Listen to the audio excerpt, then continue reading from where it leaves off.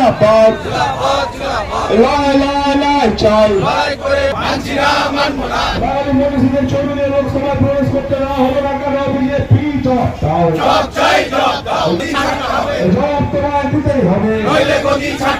বাংলার রাজপথে নরেন্দ্র মোদীর হুঁশিয়ার রাজপথে অমিত শাহ হুঁশিয়ার এদিকে দিকে বাঙালিদের উপর অত্যাচার করা হচ্ছে বাংলা ভাষার উপর অত্যাচার মানছি না মানবো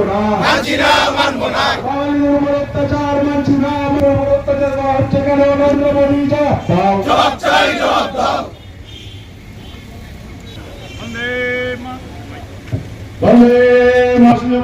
বিজেপির অত্যাচার মানছি না মানবো না নাম করে ভোটার লিস্ট থেকে বাঙালিদের নাম বাদ দেওয়ার অবস্থানে দলে দলে যোগ দিন আজকের অবস্থানে দলে দলে যোগ দিন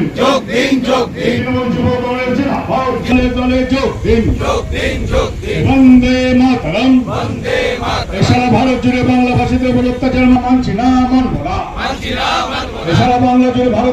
বাংলা ভাষীদের উপর অত্যাচার মানছি না মানবো না তৃণমূল কংগ্রেস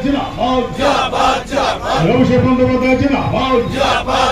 সারা ভারত জুড়ে বাংলাদেশের অত্যাচার মানছি না মানবো না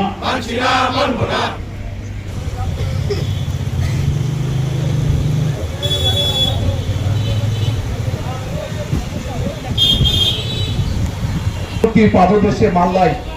অবস্থান বিক্ষোভে সামিল হয়েছে। আজকের আমাদের যে মূল বক্তব্য আপনারা সকলেই জানেন, আমরা যারা যে ভাষায় আমরা কথা বলি,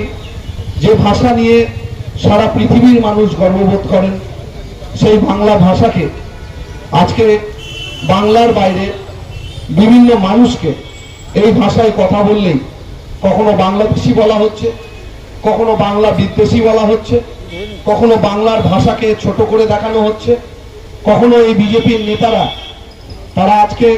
বাংলাকে কোনো ভাষাই বলছে না, নাকি বাংলা কোনো ভাষাই নয়, এই ধরনের মন্তব্য করছে। আজকে তার বিরুদ্ধে বাংলার জননেত্রী, যিনি বাংলার মানুষের অভিভাবিকা, তিনি গর্জে উঠেছেন, প্রতিবাদে সামিল হয়েছেন, লড়াই আন্দোলনে সামিল হয়েছেন। সোশ্যাল মিডিয়া, বিভিন্ন টিভি নিউজ চ্যানেলের মধ্য দিয়ে আমরা লক্ষ্য করছি বাংলার বাইরে যে সমস্ত শ্রমিকরা, যে সমস্ত মানুষেরা নিজের জীবিকা অর্জনের জন্য বাইরে কাজ করেন, তাদেরকে আজকে রাস্তায় ধরে ধরে মারা হচ্ছে, বিভিন্ন জায়গায় তাদেরকে আটক করে রাখা হচ্ছে, কখনো তাদেরকে বিভিন্নভাবে বাংলাদেশি বলে তাদের উপরে নির্মমভাবে আক্রমণ অত্যাচার করা হচ্ছে।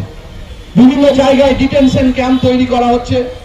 কখনো ডিটেনশন ক্যাম্পে আটকে রাখার চক্রান্ত, কখনো জোর করে তাদেরকে ডিটেনশন ক্যাম্পে ভরে দেওয়া হবে বলে সেই চেষ্টা করছে।